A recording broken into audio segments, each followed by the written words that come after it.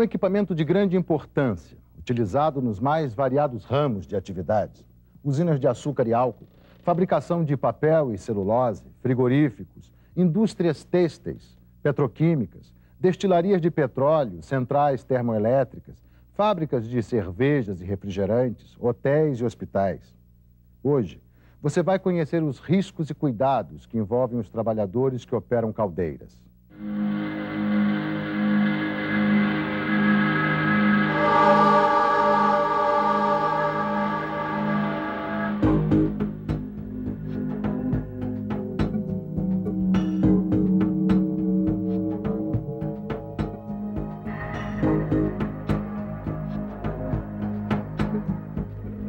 As caldeiras são usadas há séculos. Os primeiros navios e as locomotivas eram movidos a vapor.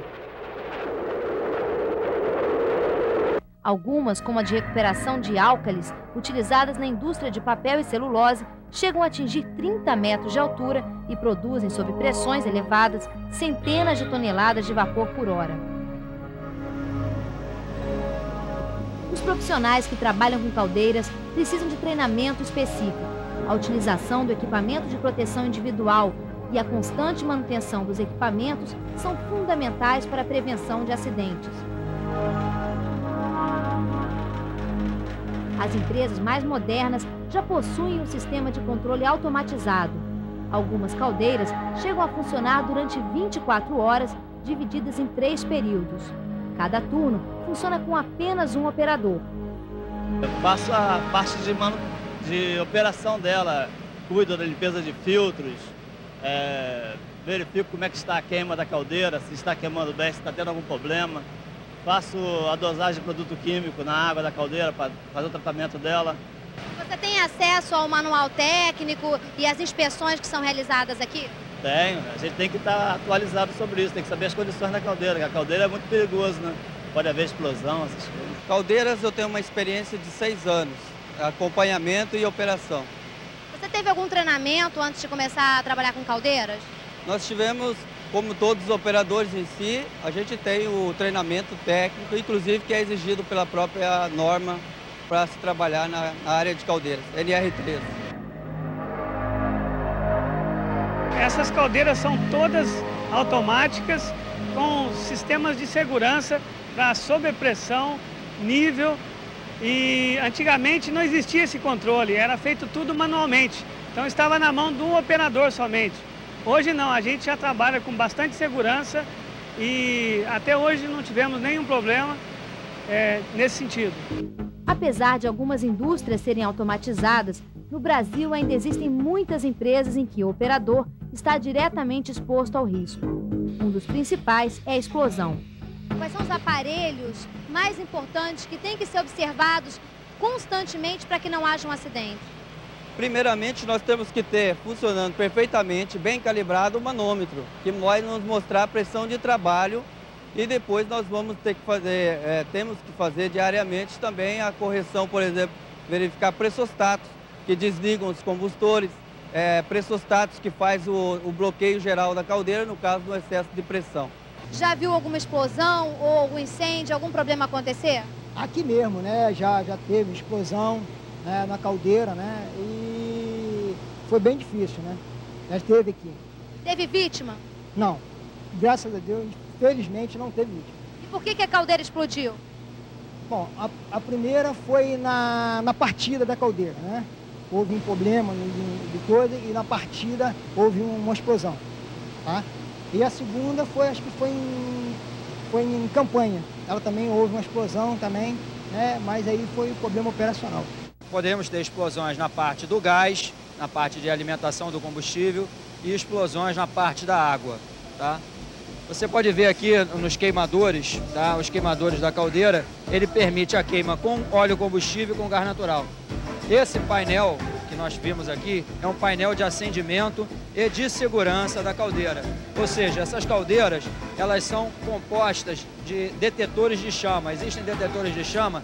Em caso de falha de chama, ou seja, se um maçarico desse apagar, automaticamente esse painel de segurança corta o gás, tá? Ou seja, toda vez que houver um desses maçaricos apagarem, você tem que cortar o combustível para evitar exatamente a explosão de combustível dentro da câmara. Ou seja, você tem muito combustível dentro da câmara de uma vez e você não tem chama. Quando você tem a chama, ocorre uma explosão.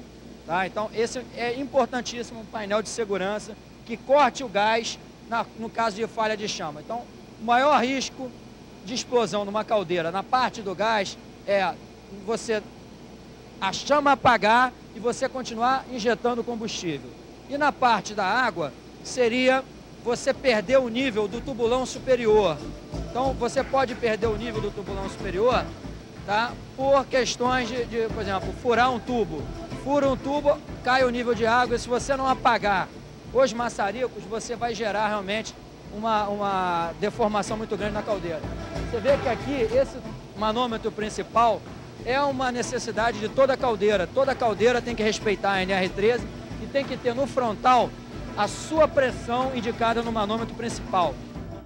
Para evitar estes riscos, o governo, em parceria com o sindicato e os representantes de empresas, concluíram em 1994 uma importante revisão da NR13, a norma regulamentadora que trata do assunto.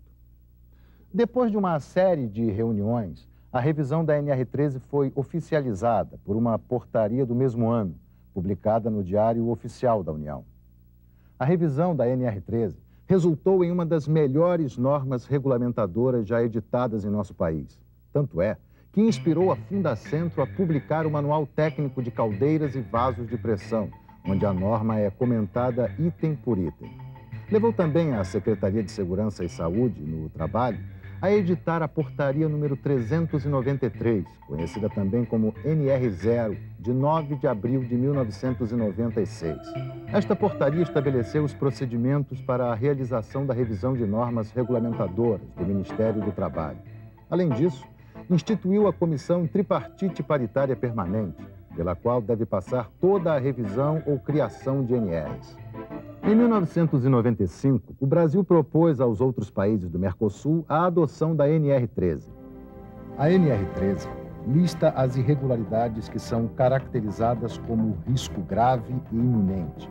Entre elas, podemos citar falta de válvula de segurança, falta do manômetro, uso de artifícios que neutralizem sistemas de controle e segurança, em locais confinados, não dispor de saídas em direção distintas, amplas e desobstruídas.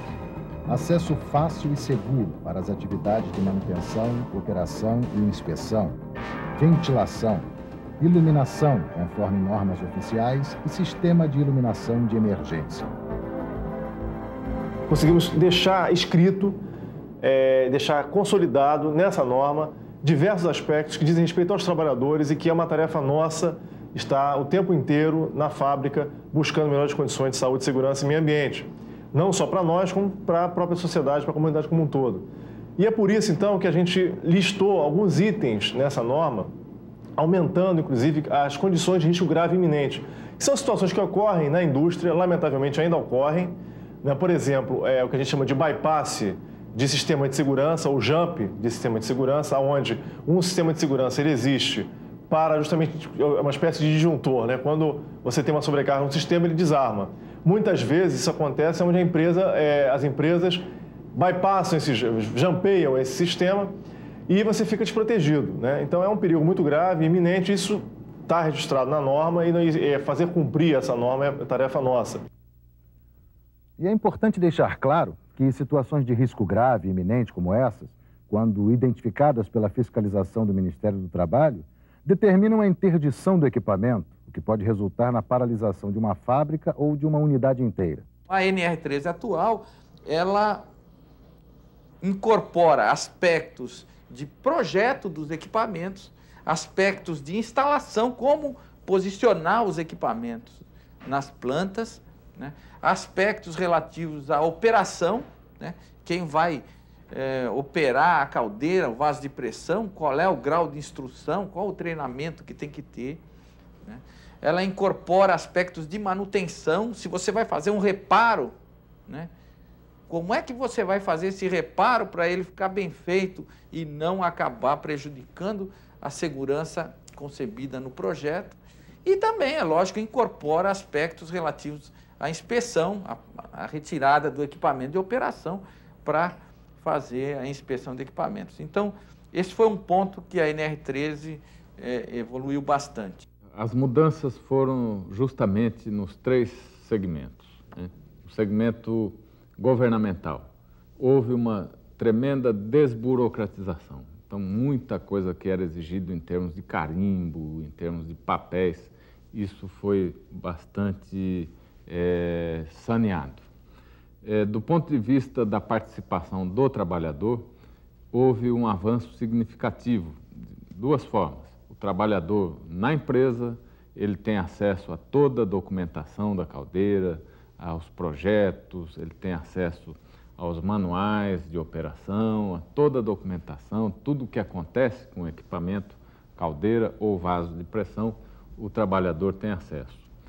E ainda, tudo aquilo que se determinou dentro dessa norma foi feito com a participação dos sindicatos de trabalhadores, das centrais sindicais, ou seja, hoje a norma tem uma transparência total. Sob o ponto de vista das empresas, essa norma também teve um avanço significativo porque ela se desenvolveu de uma forma muito mais técnica. Então, os prazos para se fazer a paralisação do equipamento, para fazer uma inspeção, esses prazos eles variam de acordo com o equipamento, de acordo com o risco e de acordo com o tipo de atenção que a empresa pode ter sobre aquele equipamento. Como você viu, trabalhar em segurança é um benefício para as empresas, para o governo e principalmente para o profissional. Portanto, não deixe de atuar dentro das normas, nem de exigir que elas sejam cumpridas.